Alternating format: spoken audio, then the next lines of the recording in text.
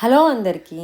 పిల్లలు ఇంట్లో ఉన్నప్పుడు బయటకెళ్ళి ఆడిపిచ్చలేని సిచ్యువేషన్ అంటే సపోజ్ రైన్ అలా పడుతున్నప్పుడు వాళ్ళని ఎంగేజ్ చేయడానికి నేను పాటించే ఒక చిన్న ట్రిక్ అనమాట. ఈరోజు వాళ్ళని ఇన్వాల్వ్ చేస్తూ బ్రెడ్ ప్రిపేర్ చేస్తున్నాను ఇంట్లో. వాళ్ళు చేయడం కంటే పాడు చేయడం ఎక్కువ ఉంటుంది.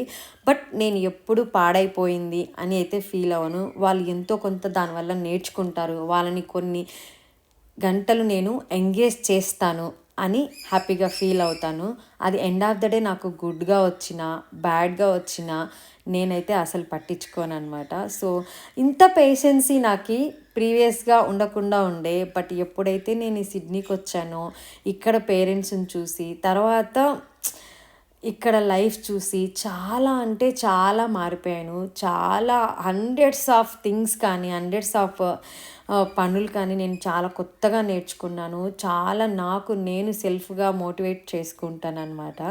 ఇండియాలో ఉన్నప్పుడు ఎప్పుడు వాళ్ళేమనుకుంటారో వీళ్ళేమనుకుంటారో, పిల్లల్ని ప్యాంపర్ చేస్తే వాళ్ళేమవుతుందో వీళ్ళేమనుకుంటారో, ఇలానే పెంచాలేమో అలానే పెంచాలేమో అనే ఒక భ్రమలో బతికేదాన్ని. ఇప్పుడు నాకు అలాంటివి ఏమీ లేవు. మనకేంటి మనమేంటి ముక్కుసూటిగా మనకు మనమే ఉండాలి అని చాలా చాలా అర్థమైపోయింది. ఇప్పుడు ఉన్న జనరేషన్కి చాలా క్లారిటీ మెచ్యూరిటీ ఉంది. బట్ మేము అప్పుడు మాకు అంత లేకుండా ఉండే, పేరెంట్స్ నుంచి అంత సపోర్ట్ కూడా లేకుండా ఉండే, మేము పెరిగిన ప్రపంచమే మాకు చాలా పెద్దది ఏమో అనుకునే వాళ్ళం అనమాట. సో అదంతా పక్కన పెడితే ఇప్పుడు పిల్లలు బ్రెడ్ ఎలా చేస్తున్నారో చూడండి. నానా అవస్థలు పడుతున్నారు. వాళ్ళతో పాటు నన్ను పెడుతున్నారు. నన్ను ఒక్కటి కూడా సక్రమంగా చేయనివ్వరు. ఇది వచ్చేసి నేను ప్లెయిన్ ఫ్లోరే వాడాను.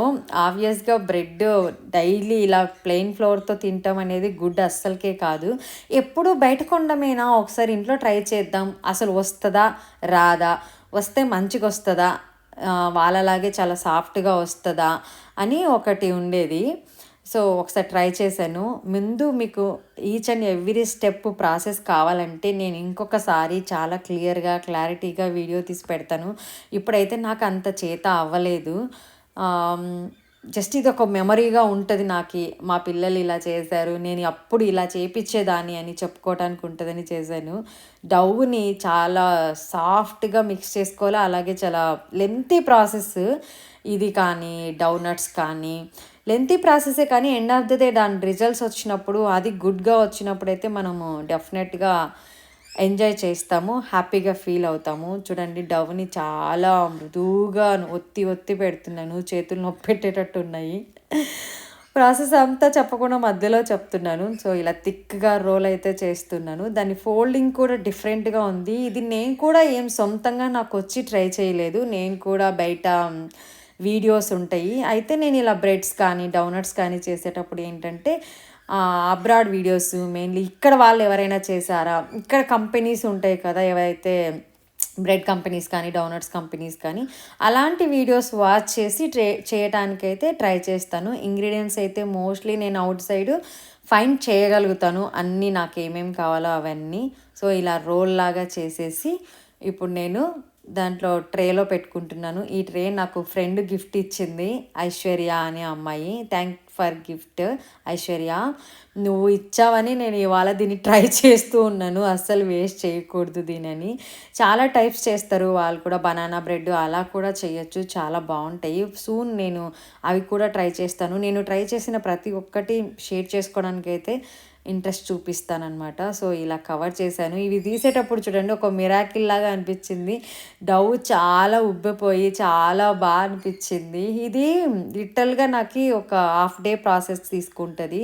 చాలా టైమింగ్స్ మనకు ఈస్ట్ ఫామ్ అవ్వడానికే తీసుకుంటుంది. సో ఇలా అయిన వాటిని ఇప్పుడు ఓవెన్లో పెట్టేసుకుంటున్నాను. ఓవెన్లో పెట్టేసుకోమునే ముందు దానిపైన కొంచెం పాలతో గ్రీస్ చేసుకుంటే బాగా రెడ్గా వస్తుంది. అందుకని నేను అలా పాలతో గ్రీస్ చేసుకొని ఓవెన్లో పెట్టేసుకుంటున్నాను. ఓవెన్లో పెట్టే ముందు ఐ థింక్ ఒక 150 డిగ్రీస్ 180 డిగ్రీస్ మధ్యన మినిమం 40 మినిట్స్ అయితే బేక్ చేసుకోవాలి. ఫైనల్లీ బ్రెడ్ అయితే చాలా బాగా వచ్చింది. పార్టిసిపేషన్ మా పిల్లలే చేసుకున్నారు కాబట్టి వాళ్ళు చాలా ఇంట్రెస్ట్గా తిన్నారబ్బా. మా మన్వికి అంత బ్రెడ్ ఇష్టం ఉండదు. కానీ వాడు చేసుకున్నాడు కదా, వాడు న్యూటెల్లా అప్లై చేసుకొని తిన్నాడు. ఫైనల్గా బ్రెడ్ ఇలా వచ్చింది చూడండి.